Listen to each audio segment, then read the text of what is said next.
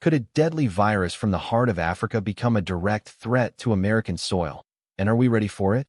As the Democratic Republic of Congo grapples with a rapidly spreading Ebola outbreak, alarm bells are ringing louder than ever, not just in Kinshasa, but in Washington, D.C. as well. The Trump administration's preparedness and response to this escalating crisis are now under intense scrutiny, with health experts warning that this outbreak, driven by the Bundibugyo strain of Ebola, could prove even more challenging to contain than previous ones. Before we dive into the alarming details and what this means for you, if you want to stay on top of everything happening in U.S. politics and understand the critical issues impacting our nation, hit that subscribe button right now and leave a like. It genuinely helps this channel grow and allows us to bring you more in-depth analysis. The situation in the DRC is dire. Reports indicate that containment efforts are quickly being outpaced by the spread of the virus. This isn't just another headline. This is a concerning development that demands our immediate attention. The Bundibugyo strain, while less common than some other strains, has a history of being particularly aggressive and difficult to track. Health professionals on the ground are fighting an uphill battle against not only the disease itself, but also against logistical challenges, local mistrust, and the sheer scale of the outbreak. We're talking about a region already facing significant humanitarian challenges, and an epidemic like this can easily overwhelm even the most dedicated healthcare infrastructure.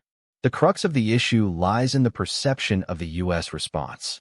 Many are questioning whether the Trump administration has adequately allocated resources, implemented robust surveillance protocols, and developed clear strategies to prevent the virus from crossing international borders. When an outbreak of this magnitude occurs, the world looks to powerful nations like the United States for leadership, expertise, and swift action. The fear is that a slow or inadequate response from Washington could have devastating global repercussions. We've seen in the past how quickly infectious diseases can travel in our interconnected world. A lax approach here could mean the difference between a regional epidemic and a global pandemic. What does this mean for us? Firstly, it means a potential risk to public health. While the chances of a widespread outbreak in the U.S. might seem remote, the history of infectious diseases teaches us that vigilance is paramount.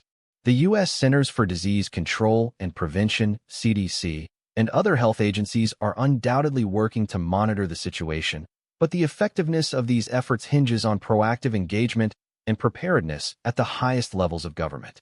We need to understand what preventative measures are being taken, how our borders are being secured against potential carriers, and what our hospital systems are doing to prepare for the possibility of infected individuals arriving on our shores.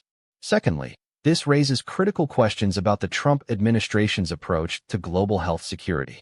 Is the focus solely on domestic issues?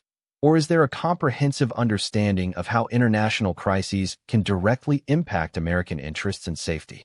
The president's track record on international cooperation and funding for global health initiatives has been a point of contention for many.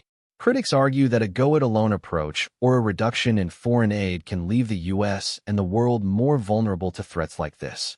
This outbreak is a real-time test of that philosophy. The possible outcomes are stark.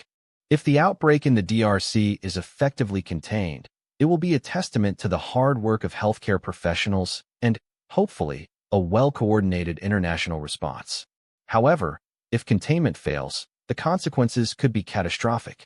We could see a wider regional crisis, increased migration pressures, and a heightened risk of the virus reaching other continents, including North America.